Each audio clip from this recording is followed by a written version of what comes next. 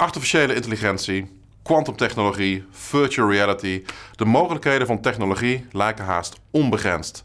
Maar er zijn ook meer problemen dan ooit door technologie. Gaat technologie de mensheid redden of zijn we gedoemd?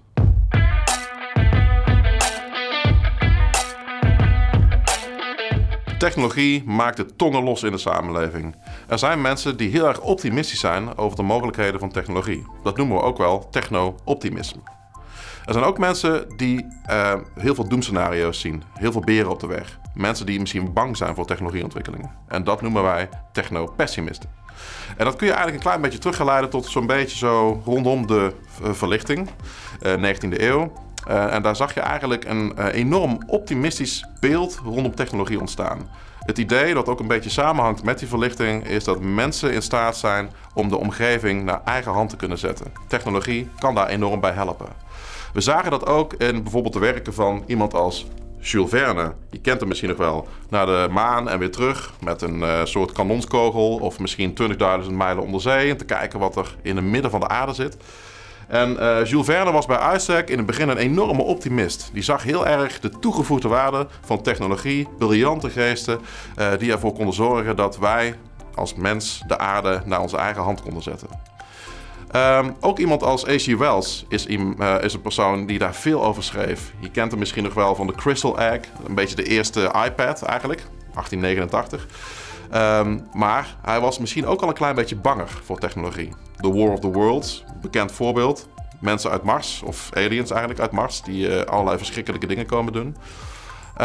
En we zagen eigenlijk langzaam maar zeker door de jaren heen steeds meer pessimisme ontstaan rondom technologie in de literatuur. En dat heeft ook wel een reden, want er zijn ook al een aantal maatschappelijke gebeurtenissen en vreselijke gebeurtenissen die daar ook een aanleiding toe hebben gegeven. Denk aan de Tweede Wereldoorlog. Diezelfde H.G. Wells die schreef uiteindelijk ook een aantal hele kritische stukken over de mensheid. En vlak voor zijn dood schreef hij nog een ongelooflijk pessimistisch stuk waarbij hij eigenlijk wanhoopte rondom de mensheid. En hij vooral zag dat mensen ten onder zouden gaan aan de eigen technologie. En hij voorspelde zelfs al de opwarming van de aarde. Nou, sindsdien zien we eigenlijk vooral dat pessimisme overheerst. Silent Spring, een heel bekend werk waarin met name de technologietoepassing in de agricultuur heel erg negatief besproken werd. En in toenemende mate zien we eigenlijk ook dat op mondiaal niveau de toepassing van technologie ons misschien juist niet verder helpt, maar misschien zelfs afremt. Maar goed, misschien ben ik heel erg pessimistisch. Mark, wat denk jij er eigenlijk van? Ja, Bart, ik herken dat. Hè. De relatie van de mensheid met technologie is altijd een beetje ingewikkeld geweest. Hè. En dat is al heel lang geleden. Hè. De oude Grieken die hadden er al moeite mee. Prometheus heeft het vuur gestolen van de goden. Vuur eigenlijk een van de allereerste technologieën waarmee mensen konden gaan koken, eten, heel veel dingen konden doen. Maar dat liep ook al niet goed af, hè? Want Prometheus is gestraft door de goden. Hij werd op een berg geketend en een vogel kwam elke dag zijn lever uitpikken. En die groeide dan weer aan, 's nachts, en dan werd hij weer uitgepikt. Dus daar vonden die Grieken al niet zo'n goed idee, hè? Dat stelen van technologie aan de mensen geven, dat lag lastig. En dan even fast forward, de boekdrukkunst. Ongeveer 1450, Johannes Gutenberg heeft de boekdrukpers, althans in Europa, als eerste uitgevonden. En dan denk je, fantastisch, je kon bijbels printen en groot verspreiden, geschiedenisboeken, heldenverhalen, wat wil je allemaal nog meer, hè? Mooi toch? Koning Frans I van Frankrijk, die had er toch zo bedenkingen bij. Die zei van, ja, als we boeken gaan drukken, dat is gevaarlijk, dan gaan we nepnieuws verspreiden. Dus wat deed hij? Hij vaardigde de doodstraf uit voor iedereen die de boekdrukkunst ging gebruiken. Fast forward, 1865, de auto. De auto, fantastische uitvinding, denk je, hartstikke mooi. Maar mensen waren er bang voor. Dus 1865 was die auto net een paar jaar uitgevonden, kwam de Red Flag Act. Wat zei dat? Als je auto rijdt, moet er altijd een man met een rode vlag voorop lopen. Die moet mensen waarschuwen, de weg vrijmaken, geruststellen. En het moet ook niet al te hard gaan. 3 km per uur in de stad, 6 km per uur op het platteland. Eng hè, die auto. Dus ja, we vinden het altijd eng, die technologie. Is het nu met AI, met quantum computing, met virtual reality, is het niet weer hetzelfde eigenlijk? Moeten we er niet gewoon aan wennen? En als we eraan gewend zijn, wat dan? Zouden we nog willen zonder vuur? Zouden we nog willen leven zonder het wiel, zonder de auto? Wie wil zijn telefoon inleveren? Dat is er allemaal hartstikke geïncorporeerd, hartstikke bekend geworden. Is dat met AI niet hetzelfde? Ja, natuurlijk. Hè, we moeten iets regelen. We moeten, net als bij die auto, er komen verkeersregels, veiligheidsvoorschriften, rijbewijzen, stoplichten, verkeersborden, dat zeggen. Dat moeten we allemaal wel regelen. Maar als we dat dan gedaan hebben, dan is de toekomst hartstikke mooi. Wat Kevin Kelly zegt, AI, robotisering, dat is eigenlijk een volgende industriële revolutie. Ja, die eerste was de mechanisering. Nou, kijk naar de landbouw. Een boer kon ineens van met de handploegen, kon je met tractoren echt veel meer land bewerken. Met gemotoriseerde pompen kon hij het irrigeren en zo. Stel je de volgende stap voor. Als die boer nu intelligente machines heeft die zelfstandig dat hele land gaan bewerken, per vierkante meter onderscheidend plantjes één voor één kunnen verzorgen. Dat is een enorme sprong weer. Dat is niet alleen in de landbouw, maar dat is in alles. Die kunstmatige intelligentie die heeft de potentie om als mensen te bevrijden van een hele hoop lastige taken. Zoals die motor ons heeft bevrijd van zware lichamelijke arbeid, gaat die AI gaat ons bevrijden van saaie, repeterende taken waar we geconcentreerd moeten zijn, geen fouten mogen maken. En we mogen creatief worden en we mogen gastvrij worden en innovatief. Dat is de potentie die AI en dit soort technologie voor ons heeft. Dus Bart, waar maak je je nou precies zorgen over? Nou, Mark, ik denk dat je het eigenlijk iets te rooskleurig voorstelt. Ik ben het met je eens dat technologie in de kern heel veel dingen voor mensen zou kunnen oplossen. Dat klopt. Alleen, er zijn wel een aantal kloven in de maatschappij die ontstaan zijn, die we dan eerst moeten overbruggen. En die kloven in de maatschappij, die zorgen nou juist ervoor dat het echt een heel grote uitdaging is soms. Op de eerste plek zou je kunnen spreken van een kennisgat. Kennis over technologie is in de handen van een zeer beperkt aantal mensen. En naarmate technologie steeds ingewikkelder wordt, is het ook zo dat voor een gewone burger het ook steeds minder begrijpelijk wordt waar technologie nu eigenlijk over gaat. Kijk, als je het hebt over boekdrukkunst, ja, dan is het nog best wel voor te stellen hoe dat ongeveer werkt. De gemiddelde Nederlander die kan zich best wel voorstellen hoe boekdrukkunst ongeveer in zijn werk gaat. Maar wanneer we het hebben over complexe AI-systemen en je vraagt aan de gemiddelde Nederlander, kun je er zelf een schrijven of weet je ongeveer wat we ermee zouden moeten? Dan denk ik dat je het antwoord schuldig moet blijven. En op dit moment is die kennis in de handen juist van een aantal private partijen. Grote techbedrijven met een winstoogmerk. En is het ook zo dat die private partijen voor een groot gedeelte bepalen wat er met die technologie moet gebeuren. Daarnaast is het zo dat er een inkomensgat is. Niet iedereen kan simpelweg nieuwe technologie betalen.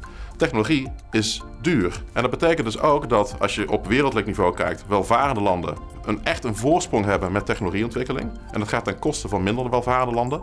Maar ook als je op individueel niveau gaat kijken, is er een inkomensprobleem. Want niet iedereen kan de nieuwste smartphone betalen die je misschien juist wel nodig hebt als je onderwijs wilt volgen of misschien in de klas gebruik wilt maken van een bepaalde app. Ten slotte is het zo dat, we noemen dat in de filosofie morele autoriteit. Wie bepaalt nu eigenlijk wat er met die technologie moet gebeuren? Je had het net, Mark, over het reguleren van die auto. Ja, dat is nog best wel overzichtelijk tot op zekere hoogte. Je maakt gewoon verkeersregels. En iedereen snapt, verkeer van rechts heeft voorrang en als het stoplicht op rood staat moet je stoppen. Dat is heel begrijpelijk. Maar hoe maak je nou verkeersregels voor artificiële intelligentie bijvoorbeeld? En op dit moment is het zo dat een big tech bedrijf voor ons bepaalt wat echt is en wat nep. En een big tech bedrijf voor ons bepaalt of iets te bloot is of niet. Of bepaalt of iets politiek is of niet. En daar moeten we toch echt van af. En daar ligt een heel groot risico. Morele autoriteit betekent eigenlijk dat we ervan uitgaan dat degene die het meest betreft ook de grootste zeggenschap heeft over de ontwikkeling van die technologie. En daar is op dit moment gewoon echt een mismatch gaande. Stel, we zijn die zelfrijdende auto aan het maken, dan is het wel heel erg prettig dat iedereen die potentieel meedoet aan het verkeer op de een of andere manier daar toch een mening over kan hebben. En dat hij ook toegang heeft tot voldoende informatie waar het over zou moeten gaan. En dat hij op de een of andere manier ook betrokken kan worden bij het proces in hoe we dat met elkaar moeten gaan reguleren. En daar is op dit moment absoluut geen sprake van. En daarvoor zie ik echt hele grote uitdagingen.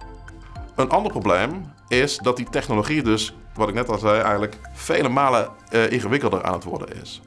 En wanneer je nu gewoon puur kijkt naar wetgevingsproducten, dan zie je dat wetgevers er best wel mee worstelen om op een goede manier om te gaan met nieuwe technologie. Op de eerste plek omdat het wetgevingsproces altijd langzamer gaat dan innovatie. Innovatie is altijd sneller, dus je loopt een beetje achter de feiten aan. Dat is ergens maar goed ook, want het is fijn dat we lang nadenken over een wet. Maar goed, je bent ook wel altijd een beetje te laat met het reguleren. Anderzijds is het zo dat een wetgever niet altijd de taal spreekt die een techneut spreekt. Om een voorbeeld te geven, die artificiële intelligentie waar je het net over had, dat is eigenlijk een zwaar wiskundig iets. Wanneer je als wetgever spreekt in taal zoals mensenrechtentaal en je hebt het over inclusiviteit, je hebt het over privacy, je hebt het misschien over allerlei vormen van gelijkheid. Ja, dan is het best wel lastig om dat soort taal te vertalen naar iets wiskundigs. Of een wiskundige programmering. Die brug, die hebben we nog niet geslagen. En daarvoor zie ik ook een heel groot risico. Als je het eigenlijk eens even samenvat, is er een soort mismatch eigenlijk tussen wat een samenleving wil met technologie en wat er daadwerkelijk ontworpen wordt in technologie. We noemen dat ook wel een failed value alignment. Om het even anders te formuleren, de waarden waarmee technologie ontworpen worden, die worden niet altijd afgestemd op de waarden waar een samenleving op zit te wachten. En het is heel erg belangrijk dat we dat op de een of andere manier toch een beetje gaan strak trekken. Dat we die samenleving veel actiever gaan raadplegen in hoe willen wij nou met elkaar een wereld met technologie. En nu overkomt het ons een beetje. Mensen hebben best wel het gevoel dat technologie hun overkomt. Een prachtig voorbeeld is ChatGPT. Voor veel mensen was het er ineens. Onderwijzers werden ineens geconfronteerd met werkstukken die misschien wel gegenereerd waren door AI. Is dat erg? Weet ik niet. Maar het is wel iets wat ons vooral is overkomen. We moesten vrij gehaast daar ineens mee omgaan. En dat is een breed gedragen gevoel waar veel mensen last van hebben. En om nou te voorkomen dat technologie ons overkomt, is het prettig als wij daar op de een of andere manier samen een zegje in zouden kunnen doen. En tenslotte is het zo dat we het heel veel hebben over verantwoord omgaan met technologie. Maar de vraag is of we dat ook echt zo doen. We noemen dat ook wel een klein beetje morele decoratie, om het zo maar te zeggen. Veel bedrijven hebben een strategie waarbij ze het hebben over ethiek, waarbij ze het hebben over inclusiviteit, waarbij ze het hebben over verantwoord technologiegebruik. De vraag is alleen of het ook echt daadwerkelijk zo uitgevoerd wordt. Ik vind zelf een prachtig voorbeeld social media platforms. Wanneer je het eigenlijk in de kern zou willen samenvatten, is een social media platform eigenlijk een marketingplatform in de jas van een enorme online kroeg. En in die kroeg moet je enorm hard schreeuwen om überhaupt gehoord te kunnen worden. Nou, dat is een fantastisch voorbeeld waarbij je ziet dat het doel van het bedrijf helemaal niet overeenkomt met waar die samenleving in de kern op zit te wachten. Hey Mark, wat ik me afvroeg, zie jij dan helemaal geen problemen? Ja, Bart, daar breng je wel echt een probleem op tafel. Hè? De sociale media, dat gaat echt niet goed. Wat je ziet is dat de sociale media, die verdient zijn geld met aandacht. En die wil dus zoveel mogelijk aandacht van mensen. En hoe krijgen ze dat? Door ons te triggeren. En wat triggert ons? Geweld, agressie, angst, heftige complotten, heftige emoties. Dat soort dingen, dat triggert ons nu eenmaal. En die algoritmes die hebben geen kwaadaardige bedoelingen. Hè? Dus die willen ons niet tegen elkaar opzetten. Maar die merken gewoon, want die zijn zo gemaakt, dat ze meer reactie van ons krijgen, meer aandacht als ze heftige dingen laten zien. En die heftige dingen, die triggeren eigenlijk ons jager-verzamelaar brein. Want wij zijn biologisch eigenlijk nog steeds jager-verzamelaars. Een klein groepje op een gevaarlijke savanne, waar wilde dieren rondlopen en waar je heel snel moet reageren op gevaar. Dat triggert die sociale media. En het gevolg daarvan is dat wij banger worden, dat wij vijanden gaan zien, tegenstanders gaan zien. Dus we gaan onze eigen bubbel versterken en die andere bubbel gaan we wegduwen. En we gaan geloven in complotten en in gevaren. En we gaan denken dat het slecht gaat met de wereld, ook al is het niet zo. Dat jager-verzamelaar-brein, dat is dus heel effectief geweest. Stimulus-respons, hop, 3 mensen rennen weg, iedereen wegrennen. Gevaarlijke situatie, leider staat op, volgt de leider. Maar nu op sociale media, Trump, is dat een goede leider? Hij straalt het wel uit voor heel veel mensen. Maar is Trump iemand die ons helpt met klimaatverandering, met migratie, met grote uitdagingen? Is Trump iemand die de samenleving weer sterk maakt, die de cohesie herstelt? Dat kun je dus wel afvragen. Dus ja, we hebben hier echt een probleem. De verdienmodellen van de sociale media die zijn verkeerd, die leiden tot perverse dingen. En we zijn de controle kwijt. De controle moet terug naar de samenleving. De controle moet terug naar de lange termijn belangen van ons. En ik wil nog even een stapje slaan ook naar, je had het ook over JetTTP. Daar zie ik nog een ander probleem. JetTTP is echt heel snel gegaan. Hè? Oktober 2022, dat is 1,5 jaar geleden, is het op de markt gekomen dat we ermee konden gaan spelen. Kijk waar het nu staat. En het gaat nog steeds heel hard door. En ik heb daar straks verteld, die invoering met die auto, weet je, dat moest gewoon reguleren, verkeersregels, dat zingen allemaal hartstikke prima. Maar de snelheid die er nu is, stel je voor dat in Londen, het 19e eeuwse Londen, dat er binnen een jaar 1 miljoen Tesla's in de stad hadden gereden. Die allemaal heel hard kunnen rijden. Niemand heeft een rijbewijs, geen stoplichten, geen signalering, geen verkeersborden. Wat was er gebeurd? Dat is wel een beetje de situatie waar we nu in zitten. Het gaat heel snel, dus ja, het is wel spannend. Hoe moeten we hiermee omgaan? Bart, met jouw pessimistische verhaal van daar straks nog, jouw waarschuwingen, zie jij ook nog kansen voor ons om dit goed te gaan doen? Zie jij nog lichtpuntjes? Ja, maar ik ben inderdaad niet alleen pessimistisch. Ik zie ook wel mogelijkheden en ik zie ook wel oplossingen. En ik denk dat het heel erg belangrijk is dat we vooral met elkaar het juiste gesprek hebben op het moment dat wij met elkaar technologie in de samenleving op een verantwoorde manier willen vormgeven. En dat juiste gesprek, dat hebben we vaak niet. Het is vaak heel erg zwart-wit. We zijn of heel erg enthousiast en lyrisch, of we zijn heel erg depressief bijna over de potentie van technologie. We zijn of heel erg hoopvol, of we zijn heel erg angstig. Wat we eigenlijk nodig hebben, denk ik, is een veel genuanceerdere blik in wat we eigenlijk met technologie zouden moeten gaan doen. Ik vind een prachtig voorbeeld ChatGPT. We hebben net gezien wat voor impact het heeft gehad op ons onderwijs. En daarbij zien we vooral eigenlijk de stroming. We moeten het maar niet gebruiken of we moeten het misschien zelfs verbieden. En je ziet de stroming, we gaan het volledig omarmen en we zien eigenlijk alleen maar bijna een soort feeststemming ontstaan met wat er allemaal mogelijk is. Nou ja, laten we nou eens gewoon kijken op wat voor manier wij bijvoorbeeld studenten zo goed mogelijk kunnen begeleiden in de nieuwe realiteit. En dat betekent dus ook dat we moeten gaan nagaan welke vaardigheden hebben we dan nodig. Op wat voor manier kunnen wij als mens op een duurzame manier met technologie omgaan. En het grappige is, wanneer je het hebt over ChatGPT gebruik, denk ik eigenlijk dat zoiets als taalvaardigheid, waar heel veel mensen van denken van oh, ChatGPT zorgt ervoor dat onze kinderen en onze studenten van de toekomst juist minder taalvaardig raken. Ik denk eigenlijk dat taalvaardigheid juist belangrijker is. Wanneer jij een goede prompt maakt, dat is een kunststukje op zich. En daar vergt juist voor dat je ongelooflijk goed in de gaten hebt hoe jij ChatGPT kunt manipuleren met je taal om precies datgene te krijgen wat je uiteindelijk wilt gaan hebben.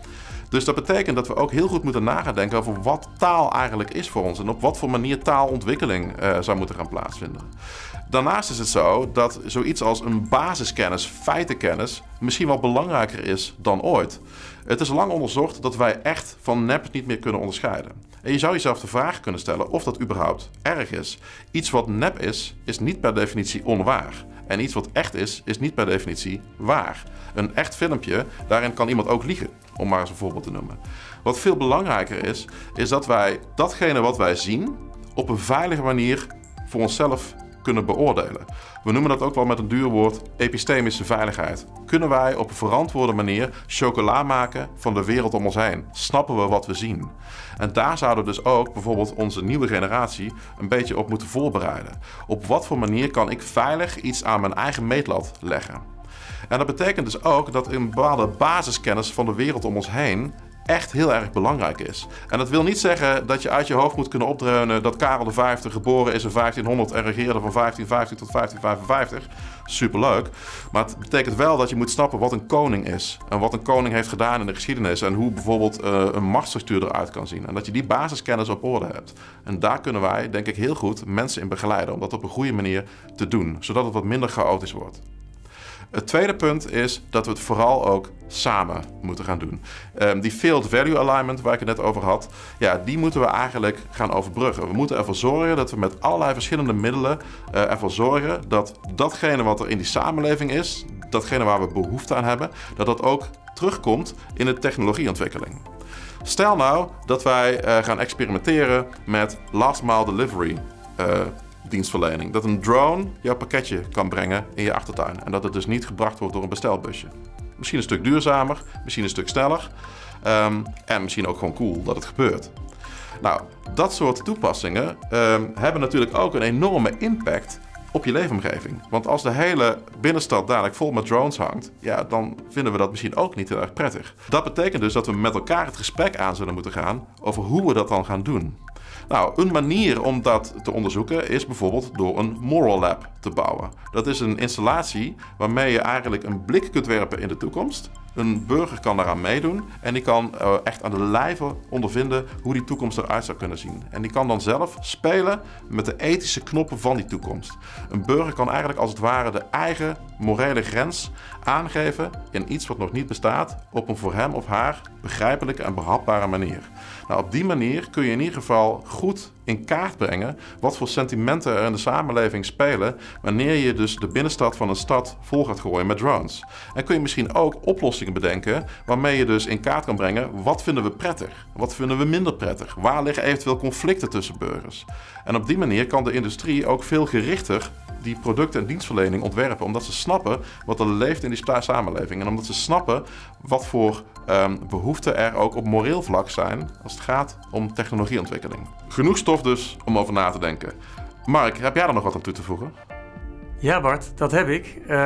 Ik ben net een beetje pessimistisch geëindigd, het vorige stukje, maar eigenlijk ben ik optimistisch. En ik ben optimistisch omdat ik daarvoor gekozen heb.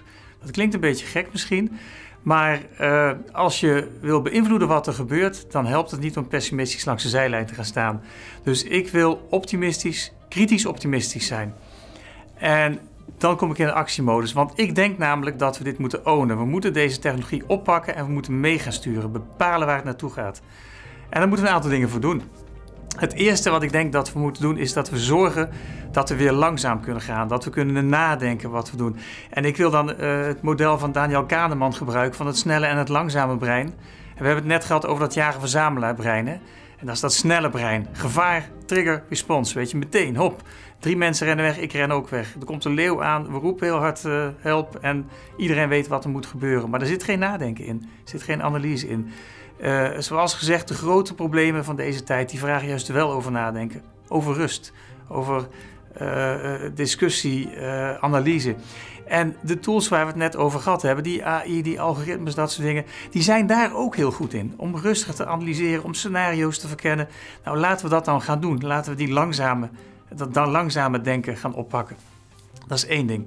Het tweede is, en dat hebben we ook al eerder benoemd op een aantal punten, we moeten zorgen dat dit van de samenleving wordt. Dat het geen verdienmodel wordt, maar dat dit de middelen worden waarmee we de samenleving beter maken. Dus we moeten terugtrekken, het eigenaarschap, naar ons, naar de burgers, naar de overheden. Dat moeten we gaan doen. Dan is er nog iets wat wij moeten doen, is in het onderwijs zorgen dat iedereen snapt waar het over gaat. Je hebt het benoemd, Bart, hè? Het is moeilijk, het is wiskundig, we kunnen het niet overzien, maar we kunnen hiermee leren omgaan. Om een auto te rijden hoef je ook niet te weten hoe de automotor werkt, maar je kunt hem wel leren besturen. Nou, dat moeten we in het onderwijs gaan doen. En tenslotte wil ik eigenlijk iedereen die hier zit oproepen om zelf iets te gaan doen. Ga het aan, ga ermee spelen, ga experimenteren. Ontdek wat je er wel mee kan, ontdek waar je ongemakkelijk van wordt. Leer daarvan, deel die kennis en uiteindelijk ga ook stemmen. Want het is onze democratie die moet zorgen dat we dit reguleren. Dus aan de slag allemaal.